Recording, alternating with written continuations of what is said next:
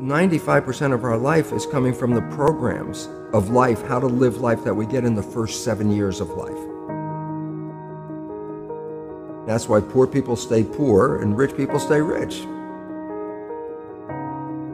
The movie The Matrix is not science fiction. It's a documentary. Every human, and this is a fact, every human first 7 years is download hypnosis. The brain of a child under 7 is in a lower vibrational frequency. When you put wires on a person's head, you read electroencephalograph, reading brain activity. A child below 7 has a lower vibration than consciousness. It's called theta. Theta is imagination. Oh, that's how kids play a tea party with mud pies, but to them it's a real thing. A kid rides a broom, it's a horse. That's theta, imagination. Theta is also hypnosis. And the idea is this: before you can become conscious, if you don't have any programs, what are you going to be conscious of? So nature makes the first 7 years. What kind of programs are required to live on this planet? I say, how do you get them? Theta is hypnosis. You just watch. You watch your parents, you watch your siblings, and your community, because you have to learn how many 100,000 rules. Think about it. Just to be a functional member of a family and a functional member of a community, there are rules. Teach an infant these rules. I say, oh, you don't have to. First 7 years, they observe it and just download it.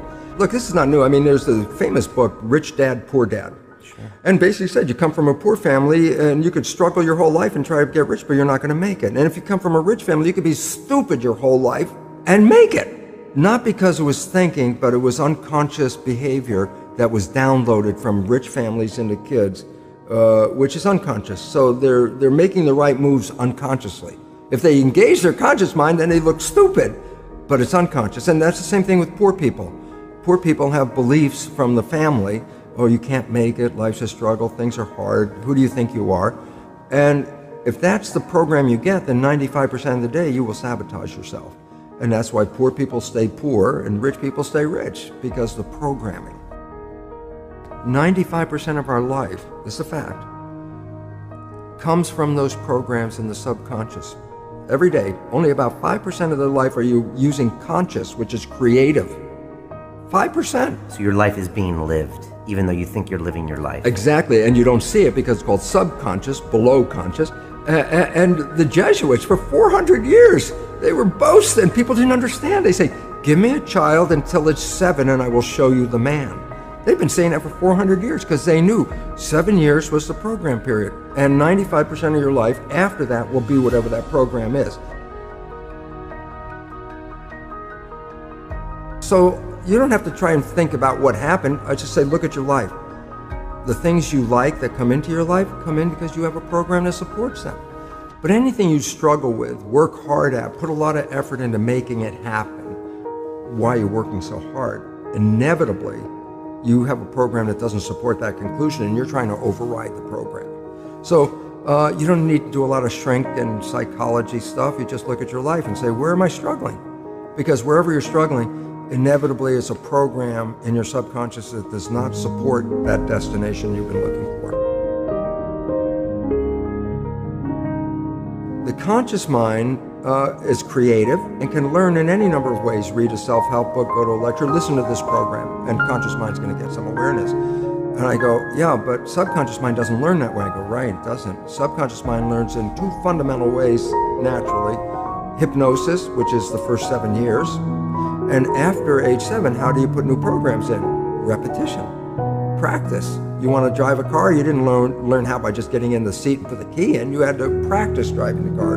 You want to learn the alphabet. How many times did you go from A to Z?